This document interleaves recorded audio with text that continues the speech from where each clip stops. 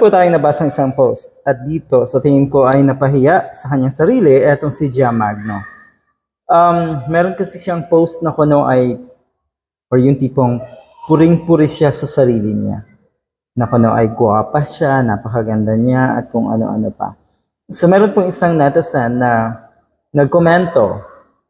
Ito man ay hindi Tagalog dahil ang kanilang lengguwahe na ginamit ay Bisaya. Pero ang pagkakaintindi ko po dito sa komento ng isang netizen, sabi niya, nakakalungkot na yung ibang tao ay ibinibida at inaangat ang sarili. Yung tipong antayin mo daw ang ibang tao na purihin ka.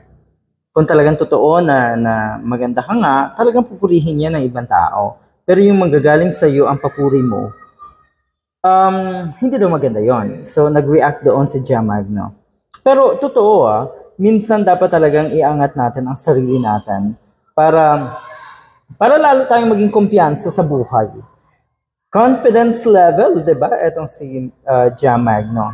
Pero yun nga, hindi kasi bagay kay Gia Magno na yung tipong purihin physically ang kanyang sarili dahil grabe po siyang manlait. Kung naalala niyo po kung paano niya balahurain at gawa ng kawalang-hiyaan si Atty. Leni Robredo, sagad hanggang buto ang ginawa niyang pambabalahura at panlalait kay Atty. Leni Robredo. Hindi lang po physical, kundi sa aspeto ng mental at kung ano mang aspeto, ganun niya po nilait si Atty. Leni Robredo. Tapos ngayon, matinding purihin ang sarili niya. Oo, totoo, dapat talaga nating i-appreciate at purihin natin ang sarili natin. Pero yung ipangalandakan mo at unahan mo yung mga nasa paligid mo na purihin ka, hindi na maganda yan. Ang ibig kong sabihin, gawain niya ng isang taong hindi normal.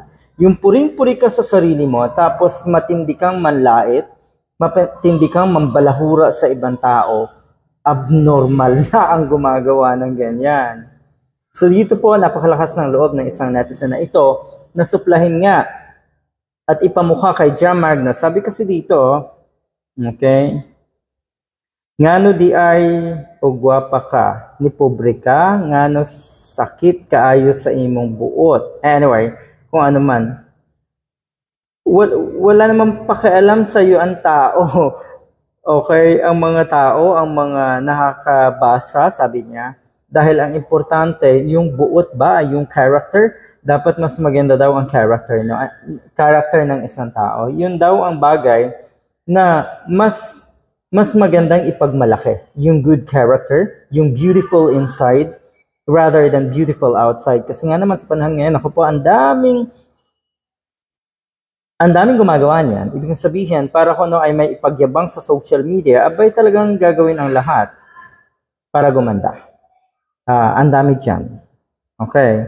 So, ang maganda talaga na dapat nating ipakita sa tao ay yung kagandahan ng loob natin.